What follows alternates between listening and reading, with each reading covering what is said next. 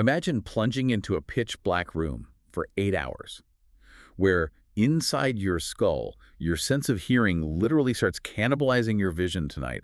Our mission is to decode the integrated survival simulation model of dreaming, which unpacks the exact pipeline of how that terrifying biological defense mechanism turns into the vivid, sometimes chaotic stories you experience in your sleep.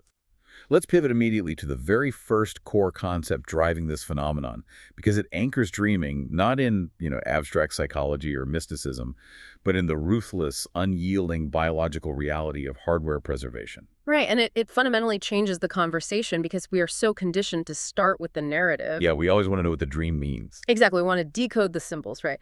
But the integrated survival simulation model, which we'll just call the ISSM as we go through this, it demands that we look at the brain as a physical machine first. Okay, a physical machine. Yeah, so before a dream is a story, before it holds any psychological meaning whatsoever, it is a non-negotiable biological imperative. And to understand why your brain is forced into this imperative, we really have to look at the central problem it is constantly trying to manage, which is neuroplasticity. Right, neuroplasticity. And on the surface, that sounds like a universally positive thing. Oh, absolutely. I mean, it's the brain's ability to reorganize itself, right? To form new neural connections. We hear about it all the time in the context of learning a new language or picking up a new instrument, or even recovering from a brain injury. It is essentially the mechanism of human adaptability. It is the engine of adaptability, yeah. But we tend to romanticize it. We forget that neuroplasticity operates on a highly ruthless, highly competitive principle, which is use it or lose it. Use it or lose it. Yeah, you have to remember that the brain is an incredibly energy-expensive organ. It accounts for roughly 20% of your body's total energy consumption, despite only making up about, 2% of your body weight. Wait, really? 20% of your energy for just 2% of the mass? Yes. So from an evolutionary standpoint, the brain literally cannot afford to waste a single calorie. It does not maintain idle resources. If a neural pathway is actively processing information, the brain invests energy to strengthen that connection. But, and here's the catch, if a region of the brain goes quiet, if it stops receiving input, the brain doesn't just let that prime cognitive real estate sit there empty. Because that would be an evolutionary waste of energy. Precisely. The surrounding active neural regions are always hungry for more processing power. So if a neighboring territory goes offline, the active neurons will physically begin to encroach on that territory. Wow. They will rewire themselves to take over the dormant synapses. It is a highly competitive, almost predatory environment inside your skull at the cellular level. It's basically squatters' rights then. I mean, if a building looks completely abandoned for the night, the neighbors aren't going to just politely leave it alone. They're going to knock down the adjoining walls and start taking over the empty rooms to expand their own apartments. That is exactly the dynamic, and it brings us to the unique, massive vulnerability of the visual cortex when you go to sleep. Okay, break that down for me. Well, think about the mechanical reality of your senses at night. Your auditory system, your hearing, doesn't have an off switch. Right. You don't have earlids. Exactly. No earlids. So if a smoke alarm goes off down the hall, or if a dog barks outside, or someone shouts your name, your brain registers that sound wave. The auditory channel remains tethered, at least partially, to the external environment. And I guess the same logic applies to the somatosensory system, right? Like your sense of touch. If my blanket falls off the bed in the middle of January and I get freezing cold, or, if a mosquito lands on my arm, my tactile receptors are still firing. I might be asleep, but the data is still flowing from the outside world into my brain. Exactly. The lines of communication are still open for hearing and touch, but the visual system is in a totally different category. Because we close our eyes. Right. When you go to sleep, you physically close your eyelids. Assuming you are in a dark room, you are plunging your visual cortex into prolonged absolute darkness. For 6, 7, 8 hours a night, the visual cortex is effectively blinded. It receives absolutely zero photonic input from the external world. The data stream just drops to zero. Which triggers the squatter's rights problem. Yes. If the visual cortex is sitting there completely inactive, the active neighbors, like the auditory cortex, the tactile regions, are going to start creeping in. Wait, if the brain is so smart, why doesn't it just, pause the neuroplasticity? Why can't it just put a temporary lock on the visual cortex so it doesn't get overwritten while we sleep? Because neurons don't have a pause button that preserves their structural integrity without input. Inactivity itself is the biological trigger for synaptic pruning. Oh, I see. Yeah, the absence of a signal is the signal to dismantle the connection. If the brain did nothing, if it just let the visual cortex sit in the dark for a third of your life, the adjacent sensory regions would aggressively colonize that inactive neural real estate. So you would just lose your vision. You would literally wake up every single morning with degraded visual processing because your hearing and touch systems would have physically rewritten the boundaries of your visual cortex overnight. That is terrifying. It paints a picture of the brain constantly fighting a war against itself just to maintain its own baseline architecture. So how does it defend the territory? It deploys a biological solution that the ISSM refers to as the defensive activation theory. Since the visual cortex is being starved of actual external light, the brain has to artificially keep the lights on in that building. To prevent colonization, the brain physically forces the visual cortex to remain active by bombarding it with internal signals. It fakes the sensory input. It completely fakes it. The brainstem, which is the primitive foundational stock of the brain, starts generating endogenous electrical activity. Endogenous meaning what exactly? Endogenous simply meaning that it originates from within the system itself, rather than from an external source like the sun or a light bulb. The brainstem fires these random rhythmic electrical pulses straight up into the visual cortex. Let's get into the mechanics of those pulses because the source material gets very specific here about something called PGO waves. What exactly is the brainstem firing? Right, so PGO stands for pontogeniculo-occipital waves. It's a very literal description of the electrical pathway. Pontogeniculo-occipital. Yeah, quite a mouthful. The wave originates in the pons, which is a structure in the brainstem. Then it travels up to the lateral geniculate nucleus, which is a relay center in the thalamus. And finally, it strikes the occipital lobe, which is the area at the very back of your brain where your visual cortex resides. So pons to geniculate to occipital, PGO. These electrical spikes happen in bursts, predominantly right before and during REM sleep. So even though your eyes are tightly shut and your bedroom is pitch black, the back of your brain is suddenly lighting up with this intense electrical static generated by your own brainstem. Yes. These PGO waves act as a biological placeholder. By forcing the visual cortex to process these internal electrical pulses, the brain tricks the neighboring sensory regions. Ah, I get it. The auditory cortex looks over and says, oh, the visual cortex is highly active. It's processing a massive amount of electricity right now. We can't invade that territory. It successfully fends off the biological land grab. This completely upends how we look at the start of a dream. Before there are characters, before there is a setting, before there's an emotional arc, a dream is essentially just a biological screensaver. It's an automated maintenance routine running purely to stop your physical hardware from degrading. Within the framework of the ISSM, that is the unyielding foundational energy source.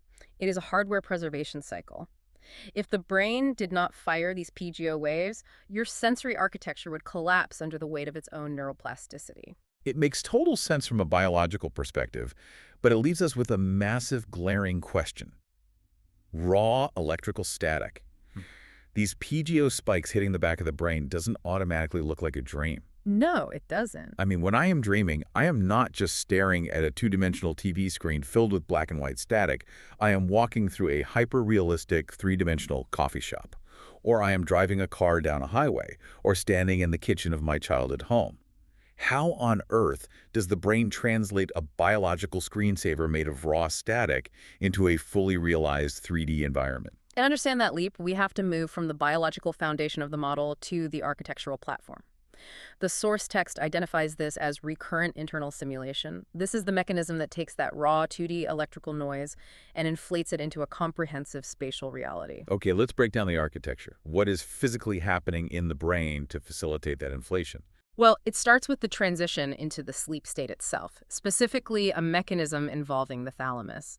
The thalamus sits right in the center of the brain, and it acts as the grand switchboard for almost all of your sensory information. Like a central hub. Exactly. When you are awake, light hits your eyes, sound hits your ears, and those signals travel to the thalamus, which then routes them to the appropriate cortices for processing. The gatekeeper. It is the ultimate gatekeeper, but when you fall asleep, the brain undergoes a profound neurochemical shift. The thalamus physically inhibits the transmission of external sensory data to the cerebral cortex. This is often referred to as the closing of the thalamic gate. Closing of the thalamic gate. Yeah. The switchboard essentially unplugs the external cables. Your brain's connection to the outside world is radically severed. You are officially taken offline. You are offline. However, and this is the crux of the architectural platform, consciousness itself is a recurrent process. The brain is not just a passive receiver waiting for the thalamus to hand it data so it can react. What do you mean by recurrent? Modern neuroscience leans heavily into the idea that the brain is a predictive engine. It is constantly generating an internal simulation of the world based on prior experience, and it only uses external sensory input to correct its errors. Give me an example of that in waking life, because it feels like I'm just passively seeing the room around me. It feels passive, but it's highly active. No. When you walk into your living room, your brain doesn't meticulously scan and render every single pixel of the couch, the rug, and the television from scratch. That would take way too much processing power. Right. Instead, your brain projects its predictive model of what your living room should look like, and it uses the data coming in from your eyes just to confirm that nothing has changed. If someone moved the couch, your brain registers the prediction error and updates the model. But the model, the internal simulation, is always running. So the simulation engine is a permanent fixture. It's the software that creates our continuous sense of space, physics, and even our continuous sense of self moving through that space. Exactly. The engine never powers down. Yeah. Now, apply that to the sleeping brain. The thalamic gate has closed. The external data from the living room where the bedroom has stopped coming in.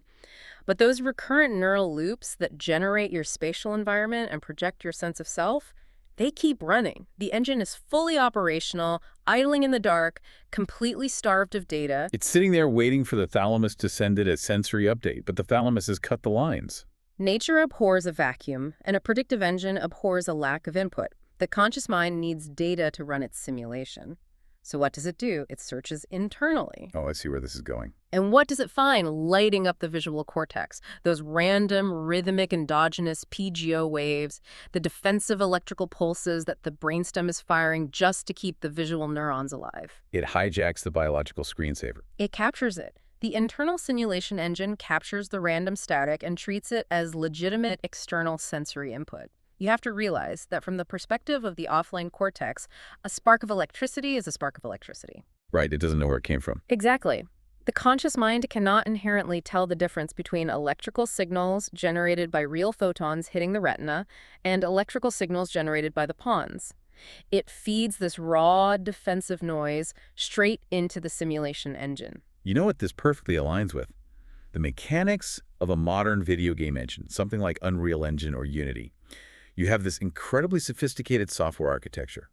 It is designed with one sole purpose: to render three-dimensional physics, volumetric lighting, spatial geometry, and a first-person player character. Right, a highly complex simulator. Yeah, and now imagine you leave that engine running on your computer, but you completely unplug the player's controller and you stop feeding it coherent game files. You just give it an uninterrupted stream of corrupted background code.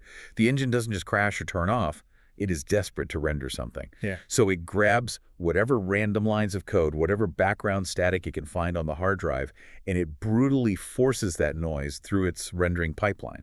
It extrudes the static into a 3D landscape because that is the only thing the engine knows how to do.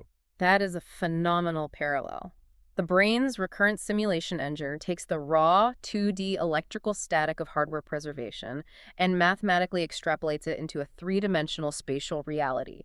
It builds a world around the noise. Unbelievable. And because the recurrent loops of your self, your ego, your first-person perspective are also running continuously, you are automatically instantiated inside that rendered world. You aren't just watching a screen. You are enveloped by the space. This creates an incredible bridge between the first two layers. We have a biological mandate firing off static purely to protect our visual hardware from neuroplastic colonization. Then, our predictive consciousness engine, which is trapped offline and starved for data, grabs that static and forces it to render into a 3D environment. Exactly. But looking critically at this, we still have a massive gap in the pipeline. We have a space and we have a self. But why is there a plot? If the engine is just rendering static, why aren't we just standing eternally in an empty gray room staring at the wall? Why do things happen? Why are there other characters? Why am I suddenly late for a flight I never booked? The stack doesn't contain a script. It doesn't contain a script, no, but the brain abhors randomness just as much as it abhors a vacuum. Mm. And this pushes the ISSM into its third tier, which is the operational directive, focusing on what we call synthesis for survival. This phase integrates two major neurobiological theories: activation synthesis theory and threat simulation theory. Let's tackle activation synthesis first. We have the activation part, Mm. the PGO waves firing from the brainstem and being inflated into a 3D space. Where does the synthesis come in? Synthesis is the higher cortex's desperate attempt at interpretation. The frontal lobes and the more advanced associative areas of your brain are suddenly receiving this fully rendered 3D world built out of chaotic static. Right. But the higher cortex is fundamentally a meaning-making machine. In waking life, its entire job is to recognize patterns, assign causality, and make logical sense of the environment. It cannot tolerate pure senseless noise.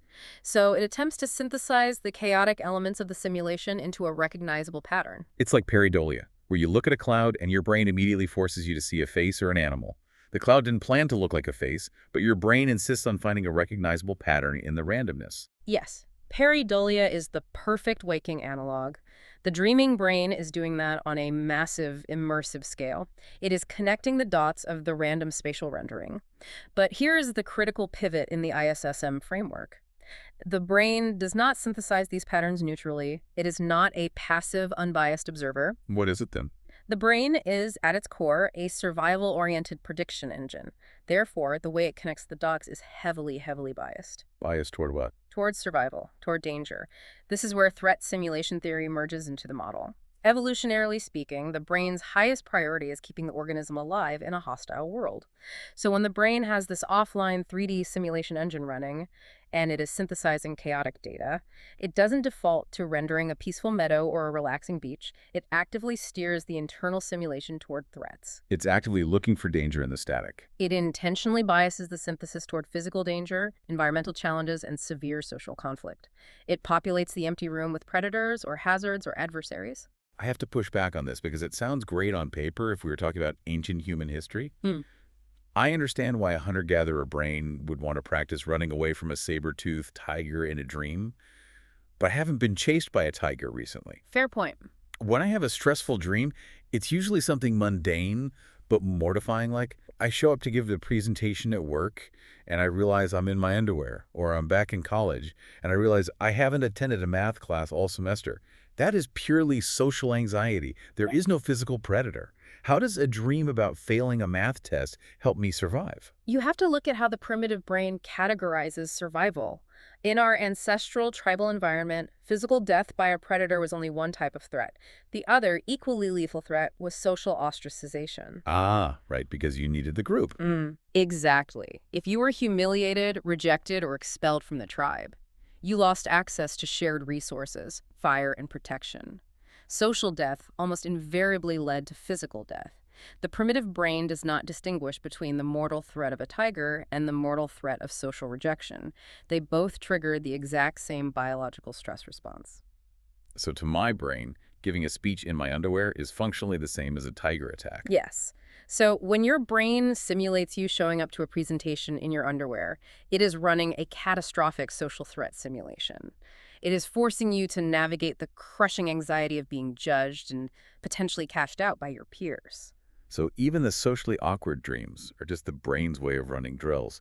It's utilizing this biological downtime, this mandate, to keep the visual cortex active, to create a virtual reality combat scenario. It is an incredibly efficient use of resources. No. Think about the military running VR combat simulations or highly realistic war games. You don't spend millions of dollars building a simulator so your pilots can practice flying straight and level on a sunny day. Right, you want them dodging missiles. Exactly. You build the simulator so you can throw surface-to-air missiles at them or simulate engine failure at night.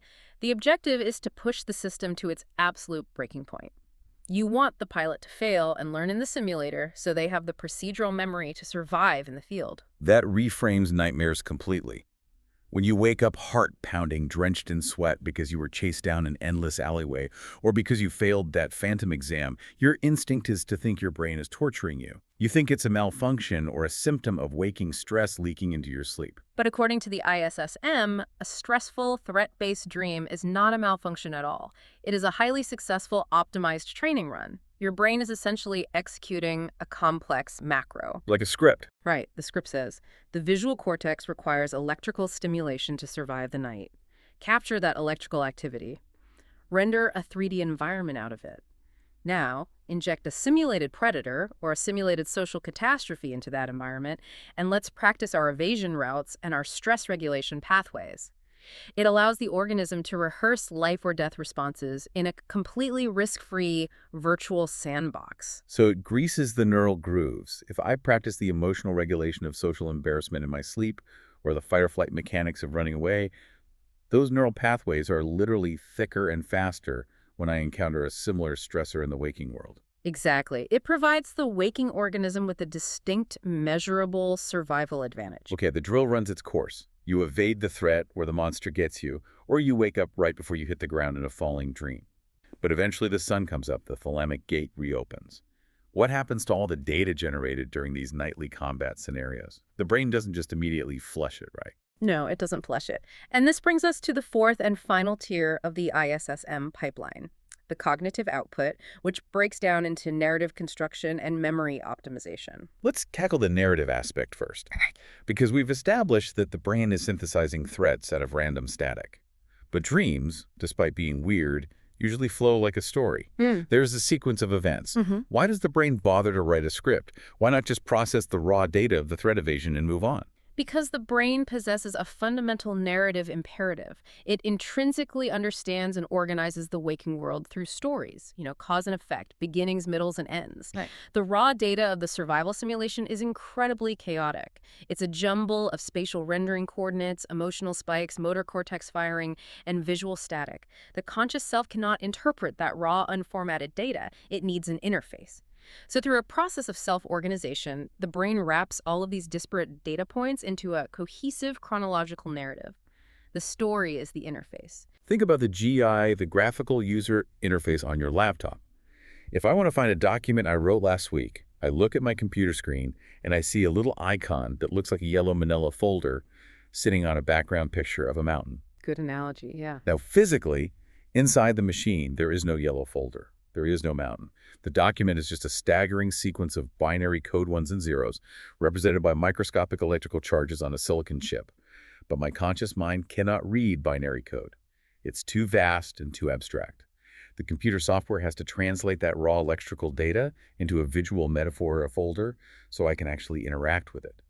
The dream narrative is the GUI of the sleeping brain. That is a brilliant way to conceptualize it. We experience a story in a dream because a story is the only format the conscious mind can use to evaluate the results of its own internal testing. The narrative makes the data accessible. And once the data is accessible, what is the brain actually doing with it? This is the memory consolidation phase. The brain essentially reviews the tape of the night simulation.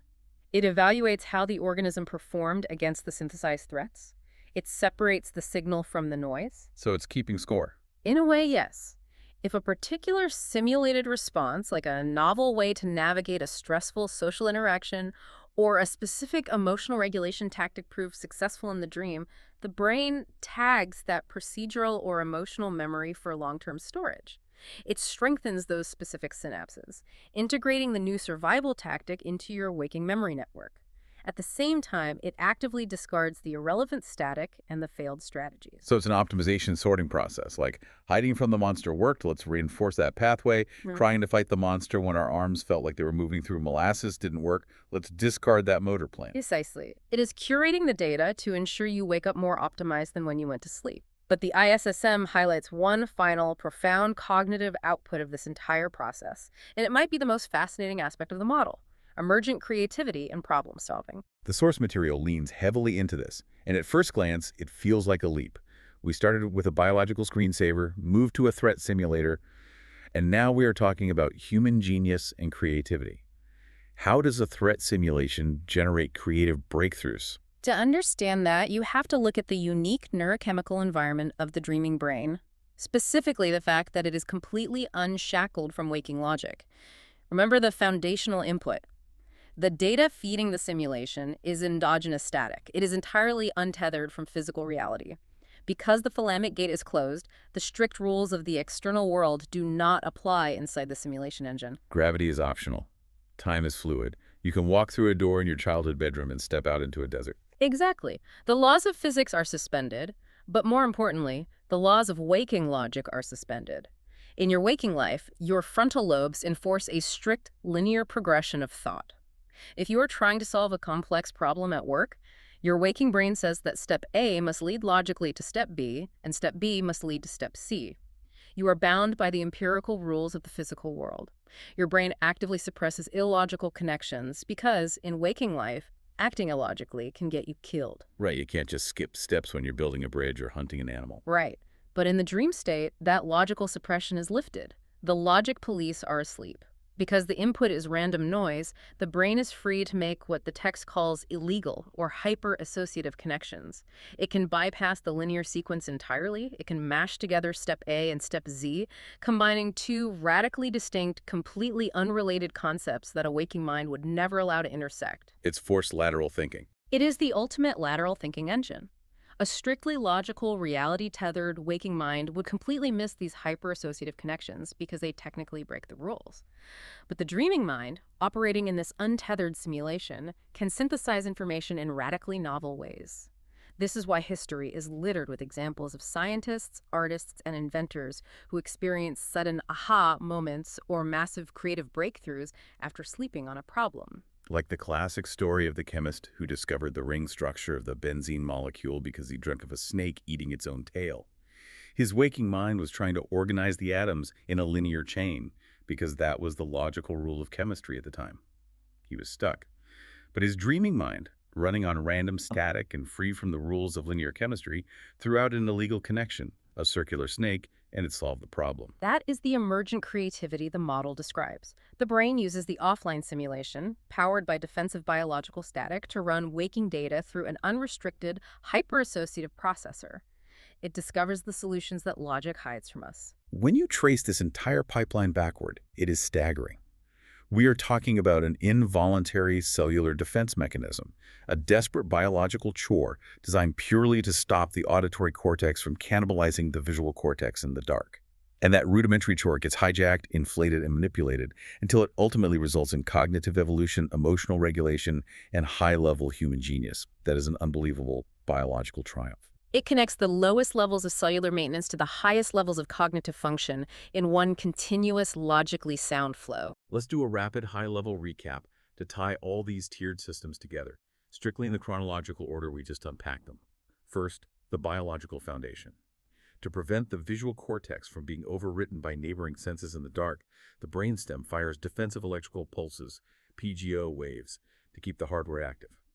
Second, the architectural platform. The thalamus cuts off external sensory input, and the brain's constantly running internal simulation engine captures that raw electrical noise, forcing it into a rendered 3D environment. Third, the operational directive. The brain's survival instinct takes over the simulation, synthesizing the static into threat-based scenarios to safely practice fight-or-flight responses. And finally, the cognitive output. The brain wraps all this chaotic simulation data into a narrative story so it can interface with it, tagging successful survival strategies into waking memory and utilizing the lack of physical logic to forge creative breakthroughs. Which culminates in the definitive thesis of the integrated survival simulation model. A dream is not a glitch. It is not random neural exhaust, and it is not merely a psychological byproduct. It is a comprehensive system, diagnostic, and optimization routine that ensures both the physical, architectural survival of the brain's hardware and the cognitive, evolutionary survival of the individual. It completely dismantles the way we view sleep. It's not a passive shutdown sequence. It is the most active, complex, and vital maintenance cycle imaginable. But it leaves you with an eerie realization to ponder tonight as you drift off. If the brain is fundamentally an engine that is always running a predictive 3D simulation of the world, and dreaming is just that exact simulation running on internal noise, it implies our waking life is the exact same hallucination. We are just temporarily tethered to external reality. This has been The Deep Dive.